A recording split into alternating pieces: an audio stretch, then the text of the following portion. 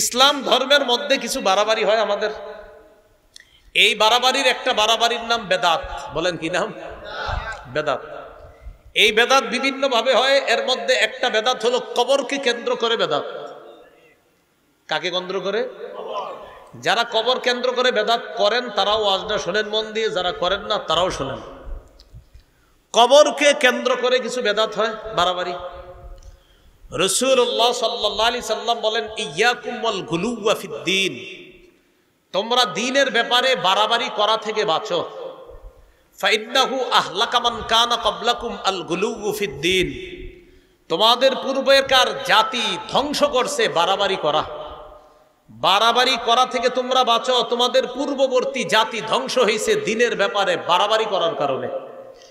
দ্বীনের ব্যাপারে এরা বাড়াবাড়ি করতে গিয়ে ওই বাড়াবাড়ি তাদেরকে ধ্বংস করে ছাড়ছে। আবু দাউদের বর্ণনা 4608 নম্বর হাদিস। এই হাদিসের মধ্যে রাসূলুল্লাহ সাল্লাল্লাহু আলাইহি সাল্লাম বলেন, হালাকাল মুতানাত্তিউনা হালাকাল মুতানাত্তিউনা হালাকাল মুতানাত্তিউনা ক্বালাহা সালাসা। নবীজি বলেন, বাড়াবাড়িকারীরা ধ্বংস, সীমালঙ্ঘনকারীরা ধ্বংস, বাড়াবাড়িকারীরা ধ্বংস। এইগুলো আজকে আমাদের আলোচনার ভূমিকা। এখন আমরা মূল আলোচনায় জানবো যে আমরা ইসলাম ধর্ম পালন করতে গিয়ে বিশেষ করে এই এশিয়া মহাদেশ আর বিশেষ করে আমাদের বাংলাদেশে আমরা কিছু বেদাত নামক বাড়াবাড়ি করি। কি নামক? বেদাত। ইমাম মালিক রহমতুল্লাহি আলাইহি কি বলছে এটা একটু শুনি, শোনার পর বেদাতের সংজ্ঞা হাদিস থেকে নেই। ইমাম মালিক রহমতুল্লাহি আলাইহি বলেন, মান ইবতাদা ফিল ইসলামি বিদআতান ইয়ারাহা হাসানাতান ফাকাদ জাআমা আন্না মুহাম্মাদান খানার রিসালা। ইমাম মালিক বলেন, কেউ যদি ইসলামের মধ্যে নতুন কোনো বেদাত চালু করে আর এটাকে যদি সে উত্তম মনে করে, আপনি ইসলামের মধ্যে একটা নতুন কিছু আবিষ্কার করলেন আর মনে করলেন এটা তো ভালো, হুজুর এটাতে আবেগ কাজ করে। কি বললেন? বেদাতগিরি করলেন আর বললেন এটাতে আবেগ কাজ করে। এই আবেগে বেদাতগিরি করলেন আর এটা আপনার কাছে ভালো লাগলো। ইমাম মালিক বলেন, যেই ব্যক্তি বেদাতি কর্মকাণ্ড করে আর মনে করে ভালো লাগছে এটা, সে কেমন যেন এই কথা বলতে চায় যে মুহাম্মদ সাল্লাল্লাহু আলাইহি সাল্লাম ইসলামের দায়িত্ব পালনে ত্রুটি রেখে গেছে, খেয়ানত করে গেছে। নবী কি ইসলাম পূর্ণাঙ্গ রেখে গেছে না অপূর্ণাঙ্গ? তো এই হযরত নতুন বেদাতগিরি সৃষ্টি করে বুঝাইতে চায় নবী এটা পূর্ণ করে যেতে পারে নাই, তা আমি নতুন এটা বেদাত ঢুকাইলাম। তাহলে কোন ব্যক্তি যদি নতুন বেদাত চালু করে ইসলামের মধ্যে, এর অর্থ হলো এই, নবী এটা পূর্ণ করে যেতে পারে নাই তাই সে পূর্ণ করেছে। এই জাতীয় কাজ যে করবে এটার নাম হবে বেদাতি কর্মকাণ্ড। ওই বেদাতি কর্মকাণ্ডের বিরোধিতা করা এটা মুসলমানদের জন্য আবশ্যক হয়ে যায়। মুসলমানদের জন্য কি হয়ে যায়? আবশ্যক। বেদাত কাকে বলে? সহিহ বুখারীর 2697 নম্বর হাদিস, 2697। এই হাদিসের বর্ণনাকারী উম্মুল মুমিনিন আয়েশা সিদ্দিকা রাদিয়াল্লাহু তাআলা আনহা তিনি বলেন, ক্বালা রাসূলুল্লাহ সাল্লাল্লাহু আলাইহি ওয়াসাল্লাম, মান আহদাসা ফি আমরিনা হাযা মা লাইসা ফীহি ফাহুয়া রাদ্দুন। কোন ব্যক্তি যদি আমাদের ইসলামী শরীয়তের মধ্যে ইবাদতের নামে সওয়াবের আশায় নতুন কিছু সৃষ্টি করে, এটা প্রত্যাখ্যান করা হবে। এটা আমার সাথে বলেন, কোন ব্যক্তি ইসলামের মধ্যে ইবাদতের নামে সওয়াবের আশায় নতুন কোনো কিছু যদি সৃষ্টি করে, এটা বেদাত। এই বেদাত পরিত্যাজ্য। এটা যতই সুন্দর হোক, বেদাত যতই সুন্দর হোক না কেন, এটা কি হবে? পরিত্যাজ্য হবে। এইগুলো বেদাতের সংজ্ঞা হাদিস থেকে জানলাম। বেদাতের ভয়াবহতা মন দিয়ে শুনেন। বেদাতের এক নাম্বার ভয়াবহতা, এটা আমার সাথে বলেন, বলার পর হাদিসটা শোনাই। বলেন, বেদাতি ব্যক্তি তার বেদাতি কর্মকাণ্ড না ছাড়া পর্যন্ত আল্লাহ তার তওবা কবুল করবেন না।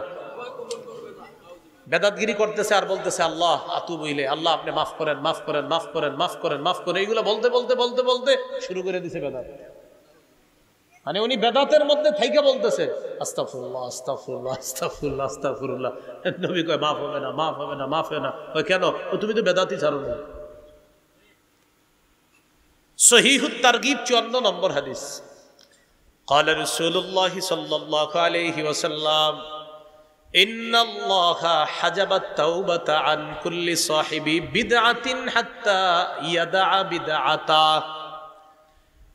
রাসূলুল্লাহ সাল্লাল্লাহু আলাইহি সাল্লাম বলেন, আল্লাহ তাআলা প্রত্যেক বেদাতি ব্যক্তিকে ততক্ষণ ক্ষমা করবেন না, ততক্ষণ তার তওবা কবুল করবেন না, যতক্ষণ ওই বেদাতি ব্যক্তি তার বেদাতি কর্মকাণ্ড না ছাড়বে।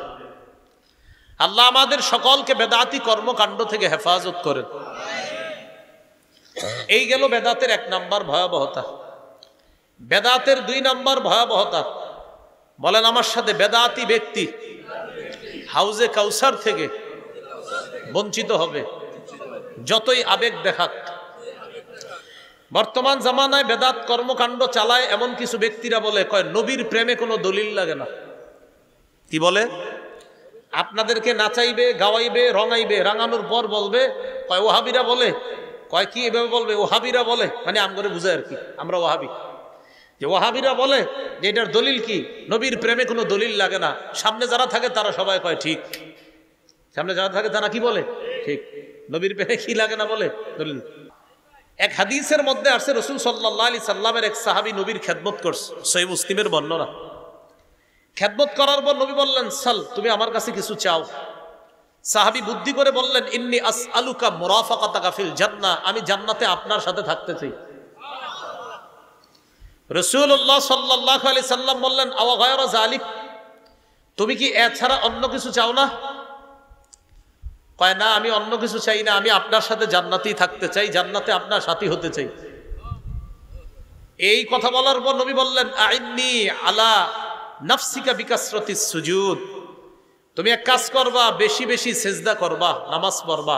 যত বেশি নামাজ পড়বা, নামাজের মাধ্যমে জান্নাতে আমার তত কাছাকাছি থাকতে পারবা। এখন একদল মানুষের স্লোগান, কয় আমি নামাজ না পড়লেও নবীর প্রেম আছে। অথচ নবী বলতেছে নামাজ পড়লে কাছাকাছি হওয়া যায়, আর হে বলতেছে নামাজ না পড়লেও নবীর প্রেম আছে। হাদিস থেকে কি শিখলাম? নামাজ পড়ে নবীর কাছাকাছি হওয়া যায় না, নামাজ ছেড়ে। তাহলে এই স্লোগান যে বলবে যে নামাজ না পড়লেও নবীর প্রেম আছে, নিঃসন্দেহে এই স্লোগানটা এটা একটা প্রতারণা আর ধোঁকা ছাড়া অন্য কিছু না। নবী কয় নামাজ পড়ো, আমার কাছে আসো, হে কয় নামাজ না পড়লেও প্রেম আছে। আল্লাহ আমাদেরকে হেফাজত করে। তাহলে 2 নাম্বার ভয়াবহতা, যে ব্যক্তি বেদাতি কর্মকাণ্ড করবে, রাসূলের হাউজে কাউসার থেকে সে বঞ্চিত হবে। দলিল সহিহ বুখারীর 6583, 6584 নম্বর হাদিস। এই হাদিসের মধ্যে রাসূল সাল্লাল্লাহু আলাইহি সাল্লাম বলেন, আনা ফারাতুকুম আলাল হাউজ, কিয়ামতের ময়দানে আমি আগে আগে হাউজে কাউসারের সামনে চলে যাব, সেখানে আমি আগে থাকব। মান মাররা আলাইয়া, আমার কোন উম্মত আমার সামনে দিয়ে অতিক্রম করবে, সারিবা, যেই অতিক্রম করবে সে ওই কাউসারের পানি পান করবে। ওয়ামান শারিবা লাম ইয়াজমা আবাদা, যে ব্যক্তি কাউসারের পানি পান করবে সে জান্নাতে যাওয়ার আগে আর পিপাসার্ত হবে না। তাহলে নিয়ম কি হলো? নবী বলেন আমি কাউসারের সামনে থাকবো, আমার সামনে দিয়ে যে অতিক্রম করবে সেই পানি পান করবে। এবার নবীজি বলেন, লা ইয়ারিদান্না আলাইয়া আকওয়াম আ'রিফুহুম ওয়া ইয়া'রিফুনানি, আমার সামনে এমন একদল মানুষ আসবে যাদেরকে আমি চিনবো, তারাও আমাকে চিনবে। আমি চিনবো, তারা আমার উম্মত, তারা চিনবে আমি তাদের নবী। তো নিয়ম অনুযায়ী আমার সামনে যে আসবে তাকেই কাউসার পান করাবো। এখন আমি কাউসার পান করাবো, ইতিমধ্যে দেখবো সুম্মা ইউহালু বাইনি ওয়া বাইনাহুম, আমার মাঝে আর তাদের মাঝে প্রতিবন্ধকতা সৃষ্টি করা হয়েছে। আমি বলবো ফাকুলু ইয়া রাব্বি ইন্নাহুম মিন্নি, আল্লাহ এরা তো আমার উম্মত। আল্লাহর পক্ষ থেকে জবাব দেওয়া হবে, ইন্নাকা লা তাদরি মা আহদাসু বা'দাক, নবী আপনি জানেন না দুনিয়া থেকে আপনি চলে আসার পর তারা কত নতুন নতুন বেদাত সৃষ্টি করেছে, এটা আপনার জানা নাই। এই জন্য আপনি আজকে তাদেরকে কাউসার পান করাতে পারবেন না। যেই নবী একটু আগে কাউসার পান করাইতে চাইলেন, এই নবী এখন কি বলবে দেখেন, ফাকুলু সুহকান সুহকান লিমান গায়্যারা বাদি, নবী বলেন আমি তখন বলবো আমার পরে যারা আমার রেখে আসা শরীয়তের মধ্যে নতুন কিছু ঢুকিয়ে শরীয়তকে পরিবর্তন করে দিয়েছে, আমার সামনে থেকে দূর হও, দূর হও, আমি চেহারাও দেখতে চাই না। তাহলে একটু আগে কাউসার পান করাইতে চাইলেন, এখন বলতেছে কি সুহকন দূর হও। এই জন্য ভাইয়ারা বেদাতি কর্মকাণ্ড করেন না। এলাকার মসজিদের ইমাম খতিব আশেপাশের মাদ্রাসার ওলামায়ে কেরাম মাঝে মাঝে এগুলা বললে আপনারা পরের দিন চাকরি নোট করে দেন। হ্যাঁ, পরের দিনে বলে হুজুর আসর নামাজ আর পড়ায় না কেন? আমার বাপদাদা 50 বছর এই কাজ করছে, আর আপনি আজকে কোত্থেকে আসছেন? হুজুরে আপনাদেরকে একটা সঠিক জিনিস বুঝাইছে, আপনি দলিল দিলেন আমার আব্বা গত 50 বছর করছে, কইরা মারা গেছে, আমিও গত 20 বছর করতেছি, এ হলো 70 বছর, আমার দাদা করে গেছে আরো 30 বছর, এ হলো 100 বছর, আর আপনি কোত্থেকে এসে বলতেছেন এটা বেদাত? হুজুর আসরের তার আইসেন না মসজিদে। এটা ঠিক করেন নাই। কেন ঠিক করেন নাই? ইব্রাহিম নবী তার জাতিকে বুঝাইল এইগুলা শিরিক, এই পূজা করা শিরিক।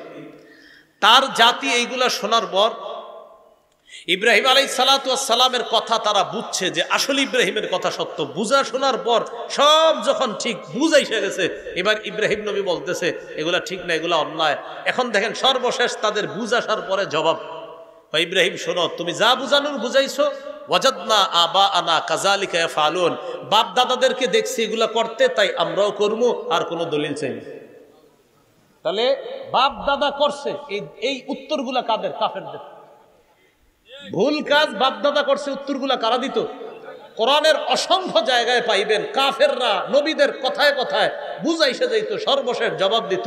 নবীর কথা বুঝতো, হা হা তুমি ঠিক বলছো, সব বুঝার পর সর্বশেষ বলতো আমার বাপ দাদা করছে, আমি করি। আবু তালেব একদম নবী গেছে, পাশে বসা রয়েছে, আবু তালেবের পাশে চামচারা বসা, লিডাররা। আবু তালেবকে রাসূল সাল্লাল্লাহু আলাইহি সাল্লাম বলতেছে, চাচা লা ইলাহা ইল্লাল্লাহ বলেন, উহাজ্জুলাকা বিহা, আমি এই কালিমা, আপনি লা ইলাহা ইল্লাল্লাহ বলেন, এটা দিয়ে আল্লাহর কাছে আমি দলিল পেশ করব কিয়ামতের মাঠে। চাচা আপনাকে আমি জান্নাতে নেওয়ার চেষ্টা করব, আপনি একটু পড়েন। আবু তালেব বলল, ভাতিজা তোমার যে ধর্ম এটা সঠিক, এটা আমিও বুঝি, তোমার ধর্ম সঠিক এটা আমি বুঝি, তুমি সঠিক পথে আছো এটাও বুঝি, কিন্তু আমি যদি তোমার এই ধর্ম গ্রহণ করে মারা যাই, মানুষ বলবে ছি ছি, বাপ দাদার ধর্ম ছাইরা বাতিজার ধর্ম গ্রহণ করছে। তো কাকা এই জন্য ইখতারতুন নার আলাল আর, আমি সম্মান বিসর্জন দিতে পারবো না, প্রয়োজনে আমি জাহান্নামের আগুন গ্রহণ করব, কিন্তু আমি এই সম্মান বিসর্জন দিতে পারবো না। তাহলে আব্বার ঐতিহ্য, দাদার ঐতিহ্য, এগুলা কাদের বক্তব্য? কাফেরদের। তো ইমাম সাহেব এনে বুঝাইছে বেদাত, এই বেচারারে বলে হুজুর আসরের তার আইসেন না, এইগুলা করবেন না, তিনি আপনাকে জান্নাতের রাস্তা দেখায়, আর আপনি এগুলা বলতেছেন। আল্লাহ আমাদেরকে হেফাজত করেন। বেদাতের 3 নম্বর ভয়াবহতা, যে ব্যক্তি বেদাতি কর্মকাণ্ড করে, বলেন আমার সাথে, যে বেদাতি কর্মকাণ্ড করে, যে বেদাতিকে আশ্রয় দেয়, উভয়ের উপর আল্লাহর অভিশাপ, ফেরেশতাদের অভিশাপ, সকল মানুষের অভিশাপ। 1 নাম্বার, আপনি নিজে বেদাতগিরি করলেন। 2, কাউরে সুযোগ করে দিলেন যে আমার এই 3%, 4%, 5% জমিন দিয়ে দিলাম, আপনি এই জায়গায় একটা খানকা বানান আর বেদাতের সাপ্লাই দেন, কোনো সমস্যা নাই, আমার আব্বাও করছে, দাদাও করছে, আপনিও করেন, আপনি জায়গাটা দিয়ে দিলাম। এই যে আপনি জায়গা দিলেন বেদাতি কর্মকাণ্ড করার জন্য, আপনার উপর অভিশাপ, আর যে আশ্রয় দিলেন যারে, তার উপরও অভিশাপ তো আছে, সে বেদাতি কাজ করবে। আর আপনি যে জায়গা দিলেন, আপনার উপরও অভিশাপ, যতদিন তওবা না করবেন অভিশাপ চলতেই থাকবে, আর এটা থেকে ফিরে না আসা পর্যন্ত আল্লাহ তওবা কবুল করবে না। দলিল সহিহ বুখারীর 3172 নম্বর হাদিস, রাসূলুল্লাহ সাল্লাল্লাহু আলাইহি সাল্লাম বলেন, মান আহদাসা ফিহা হাদাসা আও আওয়া মুহদিসা ফাআলাইহি লানাতুল্লাহ ওয়াল মালাইকাতি ওয়ান নাসি আজমাইন। যে ব্যক্তি বেদাতি কর্মকাণ্ড করে, যে কোনো বেদাতিকে আশ্রয় দেয়, তার উপর আল্লাহর অভিশাপ, ফেরেশতাদের অভিশাপ, দুনিয়ার সকল মানুষের অভিশাপ, নাউজুবিল্লাহ। কি শিখলাম ভাই? বেদাতি কাজ নিজে করব না, কোনো বেদাতিকে আশ্রয় দিব না, বলেন ইনশাআল্লাহ। বেদাতের 4 নম্বর ভয়াবহতা, বলেন আমার সাথে, একটা বেদাত কোন এলাকায় প্রতিষ্ঠিত হয়ে গেলে ওই এলাকা থেকে একটা সুন্নত আল্লাহ উঠায় নেয়, সেই সুন্নতটি কিয়ামত পর্যন্ত ওই জাতির কাছে আর ফিরিয়ে দেয় না। কোন এলাকায় একটা বেদাত প্রতিষ্ঠিত হবে, আল্লাহ একটা সুন্নত উঠায় নিবে, এই সুন্নত আর কিয়ামতের আগে ফিরিয়ে দিবে না। দলিল সুনানে দারিমি, ইমাম দারিমি রাহিমাহুল্লাহ হাদিস আনছেন মুকদ্দিমার মধ্যে 94 নম্বর হাদিস। ক্বালা রাসূলুল্লাহ সাল্লাল্লাহু আলাইহি ওয়াসাল্লাম মাবতাদা কওমুন বিদআতান ফি দীনিহিম ইল্লা নাযাআল্লাহু মিন সুন্নাতিহিম সুন্নাতা ওয়া ফি রিওয়ায়াতিন মিন সুনানিহিম সুন্নাতা। কোন এলাকার মধ্যে কোন জাতি যদি তাদের ধর্মের মধ্যে একটা বেদাত চালু করে, এটা যদি প্রতিষ্ঠিত হয়ে যায়, আল্লাহ তাআলা ওই এলাকা থেকে একটা সুন্নত উঠায় নেয়। সুম্মা লা ইয়ারুদ্দুহা ইলাইহিম ইলা ইয়াউমিল কিয়ামাহ, কিয়ামত পর্যন্ত ওই সুন্নত ওই জাতির কাছে আল্লাহ আর ফিরিয়ে দেয় না। এই জন্য এলাকার ওলামায়ে হযরত আছেন, এলাকাবাসীর কাছে আমার উদাত্ত আহ্বান, এলাকার মধ্যে যদি কোনো বেদাত দেখেন চালু হয়, কেউ যদি কোনো বেদাত প্রতিষ্ঠিত করে, আলেমদের সাথে মিলেমিশে সম্মিলিতভাবে ওই বেদাতের প্রতিবাদ করবেন, ওই বেদাতকে এলাকা থেকে দূর করবেন। না হয় কপাল খারাপ, কিন্তু আপনাদের সুন্নত কিন্তু আল্লাহ উঠায় নেবেন। ইবনে মাজার বর্ণনা 2865 নম্বর হাদিস, 2865 নম্বর হাদিস। এই হাদিসের মধ্যে আছে ক্বালা রাসূলুল্লাহ সাল্লাল্লাহু আলাইহি ওয়াসাল্লাম, নবীজি বলেন, ইন্নাহু সায়ালি আমরাকুম মিন বা'দি রিজাল ইউতফিউনা সুন্নাহ ওয়া ইউহদিসুনা বিদআ ওয়া ইউআখিরুনা আস-সালাতা আন মাওয়াকিতিহা। নবী বলেন, আমার পর তোমাদের ধর্মীয় দায়িত্বশীল হবে এমন মানুষরা যারা সুন্নতকে মিটায় দিবে। যারা কি মিটায় দিবে? সুন্নত। আপনাদের সামনে এরকম এরকম মানুষ বসে, সামনে লাখ লাখ মানুষ বসে, এই লোক হাজার হাজার লাখ লাখ মানুষের সামনে বৈশা সুন্নত মিটায় দিচ্ছে, এবং তাকে আপনারা দ্বীনের নেতা মনে করতেছেন। নবীজি বলতেছেন, আমার পরে ধর্মীয় নেতা হবে এমন এমন মানুষ, ইউতফিউনা সুন্নাহ, যারা সুন্নতকে নিভিয়ে দিবে, ওয়া ইউহদিসুনা বিদআ, যারা বেদাত প্রতিষ্ঠিত করবে, ওয়া ইউআখিরুনা আস-সালাতা আন মাওয়াকিতিহা, যারা সময় মতো নামাজকে নিতে নিতে নিতে নিতে একদম শেষ হতে গিয়ে নামাজ পড়বে। আসরের নামাজ কোনো মতে সূর্য ডুবার সময় গিয়ে আল্লাহু আকবার 4টা ঠোকর দিবে, এরকম করবে। আব্দুল্লাহ ইবনে মাসউদ রাদিয়াল্লাহু তাআলা আনহু বললেন, হুজুর কাইফা বি ইন আদরাকতুহুম, এই জাতীয় বেদাতি যদি পাই কি করব? এখন আপনারা আমরা সবাই একসাথে বলি, চলেন, যদি আমরা এই জাতীয় বেদাতি পাই তা আমরা কি করব? নবীজি জবাব দিয়ে দিছে, লাইসা তাআতুন লিমান আসাল্লাহ, যে আল্লাহর নাফরমানি করে তার কথা মানা যাবে না, যে আল্লাহর নাফরমানি করে তার কথা মানা যাবে না। অতএব যে সুন্নতকে নিভায়া দেয়, বেদাত সৃষ্টি করে, সে আল্লাহর নাফরমান। নবী বলতেছে এই নাফরমানের কথা মানা যাবে না। নাফরমানের কথা কি করা যাবে না? মানা যাবে না। এই হলো বেদাতের 4 নাম্বার ভয়াবহতা। বেদাতের 5 নাম্বার ভয়াবহতা, যে ব্যক্তি বেদাতগিরি করে, আল্লাহ না করেন যদি এই আকীদা নিয়ে মারা যায়, যে মরার সময় তার বেদাতি আকীদা, বাস তার ঠিকানা জাহান্নাম। ইবনে মাজাহ, আবু দাউদ, নাসাই, এই 3 কিতাবের মধ্যে মিলে একটা হাদিস শোনাই। আবু দাউদের 4607, নাসাইর মধ্যে বর্ণনাটা আছে। রাসূলুল্লাহ সাল্লাল্লাহু আলাইহি সাল্লাম বলেন, ইন্নাহু মাইয়াইশ মিনকুম বা'দি ফাসায়ারা ইখতিলাফান কাসীরা, আমার পরে যারা দুনিয়াতে থাকবা তোমরা প্রচুর মতভেদ দেখতে পাবা। নবী বলছে, আমার পরে দুনিয়াতে যারা বসবাস করবে তারা প্রচুর মতভেদ দেখবে। এখন একটু বলেন তো আপনারা, আমরা কি ভবিষ্যতে দেখবো না দেখতেছি? যেমন আপনারা সাধারণ মানুষদের একটা কমন ডায়লগ, এক হুজুর এক কথা বলে, আরেক হুজুর আরেক কথা বলে, কার কথা মানবো, এরকম বলেন না? তো নবীজি বলছে, আমার পরে যারা দুনিয়াতে বসবাস করবে তারা প্রচুর মতভেদ দেখবে। এখন বলেন তো, মতভেদ দেখবো না দেখতেছি? যেমন জুমার আজান কয়টা? হ্যাঁ বলেন, কিন্তু একটা ঝগড়া আছে কিনা? একদল বলতেছে কয়টা? একটা, আবার আমরা বলতেছি কয়টা? 2টা। এখন এই যে মতভেদ দেখবো, এটা কে বলছে? নবীজি। তাহলে মন দিয়ে শুনেন, কথার কথা, জুমার আজান আমরা বলি 2টা, আবার একদল মোহাব্বতের ভাই তারা বলে কয়টা? একটা। তো রাসূল বলছে, আমার পরে যারা দুনিয়াতে থাকবে তারা প্রচুর মতভেদ দেখবা। এখন কথা হলো, হুজুর মতভেদ দেখলে আমরা করবো কি? নবীজি জানিয়ে দিলেন, ফালাইকুম বিসুন্নতি, 1 নাম্বার কাজ, ওই মতভেদ যখন দেখবা তখন আমার সুন্নত আঁকড়ে ধরবা। সুবহানাল্লাহ। এখন আমরা একটা মতভেদের মধ্যে আছি, সেটা কি জুমার আজান কয়টা? তো মতভেদ হলো, আমরা বলি 2টা, আর একদল মোহাব্বতের ভাই বলে কয়টা? একটা। এখন আমরা এই মতভেদের মধ্যে নিরসন খুঁজতেছি। নবী বলে, মতভেদ লাগলে প্রথমে আমার সুন্নত ধরবা। নবীর সুন্নত তালাশ করে জুমার আজান পাইছি একটা। বলেন কয়টা? একটা। এবার নবী বলতেছে, ওয়া সুন্নাতিল খুলাফাইর রাশিদিনাল মাহদিয়্যিন, আমার হেদায়েত প্রাপ্ত খোলাফায়ে রাশেদার সুন্নত আঁকড়ে ধরবা। নবীর সুন্নতে পাইছি জুমার আজান একটা, এবার খোলাফায়ে রাশেদার সুন্নত। খোলাফায়ে রাশেদার মধ্যে প্রধান চারজন সাহাবীর মধ্যে একজন হযরত উসমান। হযরত উসমান জুমার দ্বিতীয় আজান চালু করছে। নবী বলছে মতভেদ যখন দেখবা, এক আমার সুন্নত ধরবা, দুই আমার সাহাবায়ে কেরামের সুন্নত ধরবা। নবীর সুন্নতে পাইছি আজান একটা, উসমানের সুন্নতে পাইছি আজান আরেকটা। অতএব নবীর সুন্নাহ মানা মানিও নবীর কথা মানা, উসমানের সুন্নাহ মানা মানিও নবীর কথা মানা।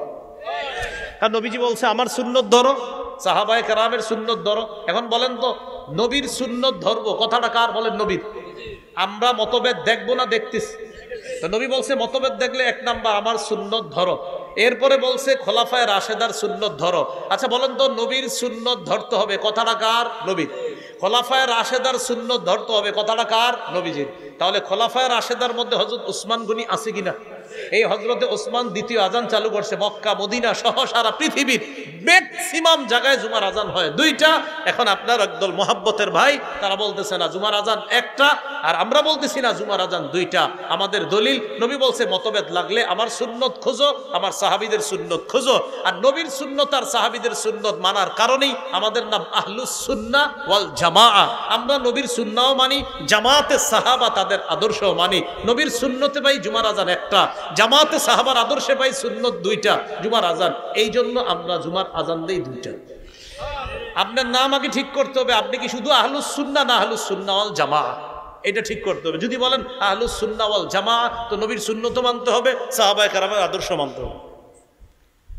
আচ্ছা এবার সাধারণ জনগণ দেখি বুঝছেন নি, বলেন আমরা মতভেদ দেখব কথাটা কার? নবীর। এখন জুমার আজান একটা না দুইটা, এই মতভেদটা কি দেখবো না দেখতেছি? এবার নবী বলছে মতভেদ দেখলে এক কার সুন্নত খুঁজবো? নবীর। দুই নাম্বার কার সুন্নত? সাহাবীদের। বলেন তো নবীর সুন্নতে জুমার আজান পাই কয়টা? সাহাবীদের সুন্নতের মধ্যে জুমার আজান পাই কয়টা? নবীর সুন্নত মানা কথাটা কার কথা? নবীর। সাহাবীদের সুন্নত মানা কথাটা কার? আল্লাহ আমাদেরকে বুঝার তৌফিক দান করেন। এরপর নবী বলেন এই ইয়াকুম ওয়াল মুহদাসাত, তোমরা ইসলামের মধ্যে নতুন নতুন বেদাত আবিষ্কার করা থেকে বাঁচো। ফাইন্না কুল্লা মুহদাসাতিন বিদআহ, প্রত্যেক নতুন আবিষ্কার বেদাত। নাসাইতে আছে ওয়া কুল্লা বিদআতিন দালালাহ, প্রত্যেক বেদাত হলো পথভ্রষ্টতা। ওয়া কুল্লা দালালাতিন ফিন্নার, প্রত্যেক পথভ্রষ্টতার ঠিকানা জাহান্নাম। আল্লাহ আমাদের সকলকে বেদাতি কর্মকাণ্ড থেকে হেফাজত করে। এইগুলো আমাদের আজকের আলোচনার প্রথম অংশ। এবার দ্বিতীয় অংশটা আমরা চলে যাই, চলেন। দ্বিতীয় অংশ হলো, বলেন আমার সাথে, কবর কেন্দ্রিক বাড়াবাড়ি শিরিক পর্যন্ত পৌঁছে দেয়। আপনাদের নারায়ণগঞ্জ আছে কিনা আমি জানি না, আমাদের বাংলাদেশে কবর কেন্দ্রিক বাড়াবাড়ি আছে, বেশি আছে এটা আমিও জানি। কবর কেন্দ্রিক বাড়াবাড়ি, আগে বর্ণনা শোনেন। সহিহ বুখারীর বর্ণনা 427 নম্বর হাদিস। এই হাদিসের মধ্যে নবীজির 3 বিবির কথা। এক হলো আম্মাজান আয়েশা সিদ্দিকা রাদিয়াল্লাহু তাআলা আনহা থেকে হাদিসটা বর্ণনা। নবীজির আর 2 বিবি উম্মে হাবিবা আর উম্মে সালামা, তাদের সম্পর্কে হাদিসটা। সুবহানাল্লাহ। বর্ণনা করছে এক বিবি আর সম্পর্ক আরো 2 বিবি। তিনি বলেন আন্না উম্মা হাবিবাতা ওয়া উম্মা সালামাতা যাকারাতা কানিসাতান রাআইনাহা বিল হাবাশা। উম্মে হাবিবা এবং উম্মে সালামা, নবীর এই 2 বিবি হাবশায় একটা গির্জা দেখছে। গির্জা, গির্জা ফিহা তাসাবির, এই গির্জার মধ্যে অনেক মূর্তি। গির্জা ইবাদতখানা, এই ইবাদতখানার মধ্যে অনেক মূর্তি। ফাযাকারাত আলিন নবী সাল্লাল্লাহু আলাইহি ওয়াসাল্লাম, এই ব্যাপারটা তার 2 বিবি নবীজিকে জানাইছে, ইয়া রাসূলুল্লাহ হাবশা একটা গির্জা দেখলাম, গির্জা তাদের ইবাদতখানা, ইবাদতখানার ভিতরে দেখলাম আবার মূর্তি, ব্যাপারটা বুঝলাম না। নবীজি বললেন ইন্না উলাইকা ইযা কানা ফীহিমুর রাজুলুস সালিহ মাতা, এরা হলো ওই সমস্ত মানুষ, তাদের মাঝে কোনো ভালো মানুষ যখন মারা যাইতো, বানাউ আলা কবরিহি মসজিদা, তারা ওই ভালো মানুষের কবরের উপর একটা মসজিদ বানাইতো। তাদের কোনো ভালো মানুষ মারা গেলে ওই ভালো মানুষের কবরের উপর তারা একটা মসজিদ বানাইতো, বানানোর পর ওয়াসাব্বারু ফীহি তিলকা সুওয়ারা, ওই মসজিদের ভিতর ওই অলিদের মূর্তি তারা স্থাপন করত। এবার একটু বুঝেন, দেখেন, এ হলো অলির কবর, এই কবরের উপরে মসজিদ, আবার মসজিদের ভিতরে অলির ছবি মূর্তি। এ হলো নিচে হলো কবর, উপরে মসজিদ, ওই মসজিদের ভিতরে অলির মূর্তি। তাহলে নিচে অলির কবর, উপরে অলির মূর্তি, এটার মধ্যে তারা ইবাদত করত। নাউজুবিল্লাহ। রাসূলুল্লাহ সাল্লাল্লাহু আলাইহি সাল্লাম বলেন, উলাইকা শিরারুল খালকি ইনদাল্লাহি ইয়াউমাল কিয়ামা, কিয়ামতের ময়দানে তারা হবে সবচেয়ে নিকৃষ্ট জাতি। বলেন নাউজুবিল্লাহ। কি শিখলাম? কবর কেন্দ্রিক মসজিদ বানানোর প্রতি কি কোনো উৎসাহিত আছে? হাদিসের মধ্যে উৎসাহ আছে? নবী বললেন এরা হবে সবচেয়ে নিকৃষ্ট। এবার আরেকটা হাদিস শুনেন, মুসনাদে আহমদ, এই হাদিসের বর্ণনাকারী আব্দুল্লাহ ইবনে মাসউদ রাদিয়াল্লাহু তাআলা তিনি বলেন, সামিআতু রাসূলুল্লাহি সাল্লাল্লাহু আলাইহি ওয়াসাল্লাম ইয়াকুল, ইন্না মিন শাররিন নাস মান তুদরিকুহুমুস সাআ ওয়া হুম আহইয়া ওয়াল্লাযীনা ইয়াত্তাখিযুনাল কুবুরা মাসাজিদা। রাসূলুল্লাহ সাল্লাল্লাহু আলাইহি সাল্লাম বলেন, পৃথিবীর সবচেয়ে নিকৃষ্ট জাতি তারা যারা দুনিয়াতে জীবিত থাকতে কিয়ামত আসবে। পৃথিবীর সবচেয়ে নিকৃষ্ট মানুষ তারা যারা দুনিয়াতে জীবিত থাকতে কিয়ামত আসবে। পৃথিবীর সবচেয়ে নিকৃষ্ট মানুষ তারা যারা জীবিত আছে আর কিয়ামত এসে গেল, তারা সবচেয়ে নিকৃষ্ট। আর কারা? ওয়াল্লাযীনা ইয়াত্তাখিযুনাল কুবুরা মাসাজিদা, এবং তারা, বলেন সবাই, এবং তারা, আরো জোরে বলেন, এবং তারা যারা কবরকে মসজিদ বানায়, যারা কবরকে সেজদার স্থান বানায়, তারা সবচেয়ে নিকৃষ্ট। তাহলে নবীজি কি বললেন? যারা জীবিত থাকতে কিয়ামত আসবে তারা সবচেয়ে নিকৃষ্ট, আর যারা কবরকে সেজদার স্থান বানায় তারা সবচেয়ে নিকৃষ্ট। এবার আরেকটি হাদিস শোনেন, সহিহ মুসলিমের বর্ণনা, 1075 নম্বর হাদিস। আমাদের মাদ্রাসার পাঠ্যপুস্তক অনুসারে 532 নম্বর হাদিস, আর আপনাদের পকেটের উস্তাদ অনুযায়ী 1075। পকেটে অনেকে উস্তাদ রাখে, মানে মোবাইল, এটাই উস্তাদ। তো এটা অনুযায়ী 1075, যদিও এটা বলা আমার জরুরি না, এটা না বললেও কিচ্ছু হবে না, কারণ আপনারটা ইন্টারন্যাশনাল ভাবে ফলো করা হয় না। আমি যেটা বলি ওটা ফলো করা হয়, 532 এটা ফলো হয় না। আপনি 1075 যেটা, এটা এমনি বলে দিলাম, কারণ চিপাই গিয়ে আবার মিলায় হুজুরের কথা ঠিক আছে কিনা। এই হাদিসের মধ্যে আছে আল্লাহ সাল্লাল্লাহু আলাইহি সাল্লামের সাহাবী জুনদুব রাদিয়াল্লাহু তাআলা আনহুর বর্ণনা। তিনি বলেন, সামিআতু রাসূলুল্লাহি সাল্লাল্লাহু আলাইহি ওয়াসাল্লাম ইয়াকুলু ক্বাবলা আন ইয়ামুতা বিখামসিন। নবীজি ইন্তেকালের মাত্র 5 দিন আগে আমি নবীরে বলতে শুনছি। ইন্তেকালের কয়দিন আগে? ইন্নী আবরাউ ইলাল্লাহ আইয়াকুনা লি মিনকুম খলিল। তোমাদের মধ্যে আমার কোনো অন্তরঙ্গ বন্ধু হওয়া থেকে আমি আল্লাহর কাছে মুক্ত, তোমাদের কেউ আমার অন্তরঙ্গ বন্ধু নাই। নবী বলতেছে, এ জাতি শোনো, হে উম্মত শোনো, তোমাদের মধ্যে আমার কোনো অন্তরঙ্গ বন্ধু নাই, এই অন্তরঙ্গ বন্ধু হওয়া থেকে আমি আল্লাহর কাছে মুক্ত। কেন? ফাইন্নাল্লাহ তাআলা ক্বাদ ইত্তাখাযানি খলিলা কামা ইত্তাখাযা ইব্রাহিমা খলিলা। কেননা আল্লাহ তাআলা আমাকে খলিল হিসাবে গ্রহণ করেছে, যেমন ইব্রাহিম নবীকে খলিল হিসাবে গ্রহণ করছে। আপনারা এতদিন জানতেন ইব্রাহিম নবী আল্লাহর খলিল, এক নবী আল্লাহর খলিল। আজকে থেকে আমরা জেনে থাকবো ইব্রাহিম নবীও আল্লাহর খলিল, আমাদের নবীও আল্লাহর খলিল। ইব্রাহিম নবী খলিলুল্লাহ, আমাদের নবী খলিলুল্লাহ, হাবিবুল্লাহ, রসুলুল্লাহ। সুবহানাল্লাহ। তাহলে আমাদের নবী বলেন, মানুষের মধ্যে আমার কোনো খলিল নাই। কেন? আল্লাহ আমাকে খলিল হিসাবে গ্রহণ করেছেন, কেমনি ভাবে ইব্রাহিম নবীকে খলিল হিসাবে গ্রহণ করেছেন। এরপরে নবী বলেন, লাউ কুনতু মুত্তাখিজান মিন উম্মতি খলিলা লাত্তাখাযতু আবা বকরিন খলিলা। আমি যদি আমার উম্মতের কাউকে আমার অন্তরঙ্গ বন্ধু হিসাবে গ্রহণ করতাম, তাহলে আবু বকরকে আমার খলিল, অন্তরঙ্গ বন্ধু হিসাবে গ্রহণ করতাম। তাহলে বলেন তো, আমাদের নবীর কোনো খলিল আছে? নাই। যদি খলিল বানাইতেন মানুষের মধ্যে কাউকে, কোন সাহাবীকে বানাইতেন? আবু বকরকে। কিন্তু নবী কার খলিল? আল্লাহর খলিল। এই কথা বলার পর নবী বলেন, আলা ওয়া ইন্নামান কানা ক্বাবলাকুম, শোনো তোমরা, তোমাদের পূর্ববর্তী জাতি যারা, ইত্তাখাযু কুবুর আমবিয়াইহিম ওয়া সালিহিহিম মাসাজিদা, তোমাদের পূর্ববর্তী জাতি তাদের নবীর কবর আর নেককার মানুষের কবরগুলোকে মসজিদ বানাইছে, সেজদার স্থান বানাইছে। তোমাদের পূর্ববর্তী জাতি নবীদের কবর সমূহকে আর নেককার মানুষদের কবরকে সেজদার স্থান বানাইছে। আলা ফালা তাত্তাখিজুল কুবুর মাসাজিদা, শোনো তোমরা কিন্তু কবরকে সেজদার স্থান বানায়ো না। নবী কি বুঝাইতে চায়? হে আমার উম্মত, অন্য জাতি যেমন নবীদের কবরকে সেজদার স্থান বানাইছে, নেককার মানুষদের কবরকে সেজদার স্থান বানাইছে, এই কাজ কিন্তু তোমরা করো না। কারণ নবী তো ইন্তেকাল করবে, নবী বিদায় নিবে, নবী আর বেশি দিন বাকি নাই, মাত্র 5 দিন বাকি আছে। নবী ওই 5 দিন আগে বলতেছে সাবধান, অতীতের জাতি তাদের নবীর কবরকে সেজদার স্থান বানাইছে, এই কাজ কিন্তু তোমরা করো না। নেককার মানুষকে কেন্দ্র করে সেজদার স্থান আমাদের দেশে তালাশ করলো পাবে, হ্যাঁ? নেককার মানুষকে কেন্দ্র করে সেজদার স্থান এই দেশে তালাশ করলো পাবেন। আল্লাহ হেফাজত করেন। এবার শোনেন কি বলে নবীজি, বলেন ইন্নী আনহাকুম আন যালিকা, আমি তোমাদেরকে নিষেধ করে দিচ্ছি। এবার একটা হাদিস শোনেন, আমার দিকে তাকান। এটা হলো একটা কাপড়, মনে করেন এটা কি একটা কাপড়। সহিহ বুখারীর 435 নম্বর হাদিস। রাসূল সাল্লাল্লাহু আলাইহি সাল্লাম ইন্তেকাল করবে। আগের হাদিসটা শোনাইছি কি ইন্তেকালের দিন না ইন্তেকালের 5 দিন আগে? এখন যেটা শোনাচ্ছি ইন্তেকাল করবে মানে এই যে নবী যাবে দুনিয়া থেকে, ওই মুহূর্তের হাদিস। 427 এই 435 এই হাদিসটা হলো বুখারীর 435। এই হাদিসের মধ্যে আসছে লাম্মা নুজিলা বিরাসূলিল্লাহি সাল্লাল্লাহু আলাইহি ওয়াসাল্লাম, নবী যখন মুমূর্ষু অবস্থায়, নবী যখন ইন্তেকাল করবে মুমূর্ষু অবস্থায়, কানা ইয়াতরাহু খামিসাতান আলা ওয়াজহিহি, নবী তার চেহারার উপর একটা কাপড় দিছে, এইভাবে চেহারার উপর একটা কাপড় দিছে। ফাইযা তাম্মা, প্রাণটা যখন বের হবে অবস্থা, কাশাফাহা আন ওয়াজহিহি, চেহারা থেকে কাপড়টা সরাইছে।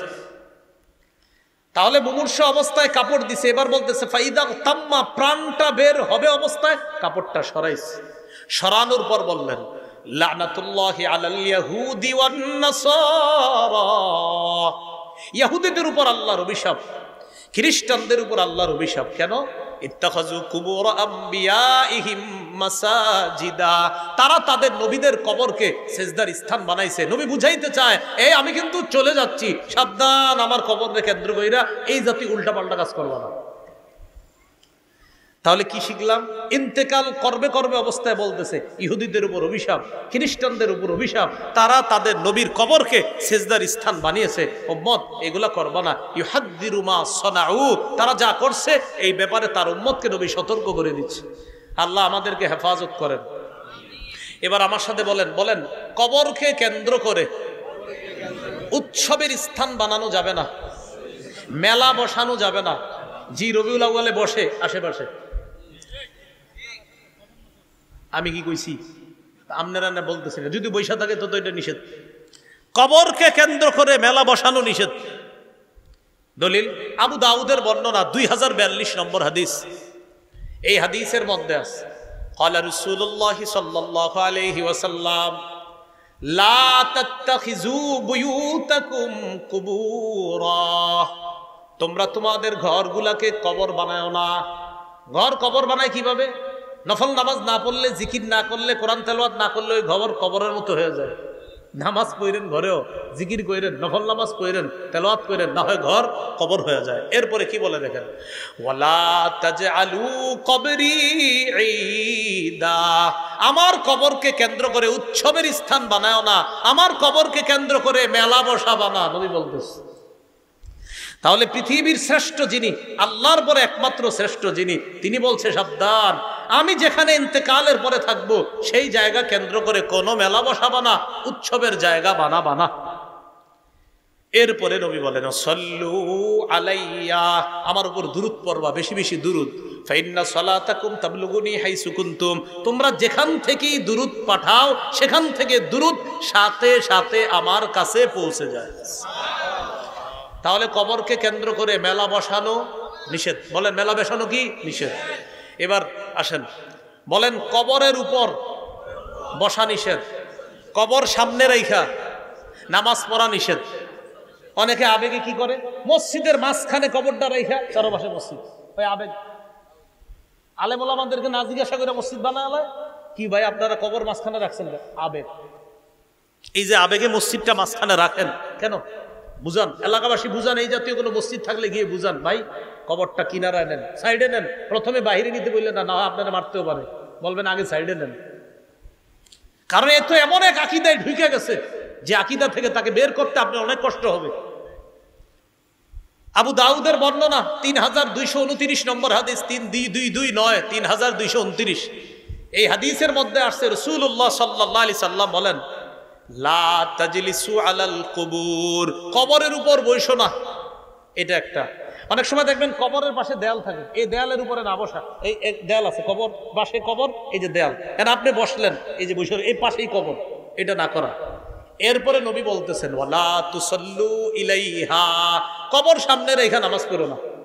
যদিও মানুষ কবরকে সেজদা করে না, কিন্তু কে না জানে কোনো একজন ব্যক্তির ভিতরে যদি আবেগ আইসা যায়, আহারে আল্লাহর ওলি শুয়ে রইছে এখানে সেজদা দিতেছে, এই জন্য কবর সামনে রেখা নামাজ পড়াতে নবীজি নিষেধ করলেন। আল্লাহ আমাদেরকে বুঝার তৌফিক দান করেন। এই হলো কবর কেন্দ্রিক বেদাত বাড়াবাড়ি। আল্লাহ আমাদের সকলকে হেফাজত করেন। এই এলাকায় থাকলে এলাকা থেকেও যেন ওই জাতীয় আকীদা সম্পন্ন মানুষগুলাকে সহি আকীদা, বিশুদ্ধ আকীদায় তারা এসে হেদায়েত ওয়ালা আকীদায় যেন তারা ফিরে আসতে পারে, আল্লাহ তৌফিক দান করেন।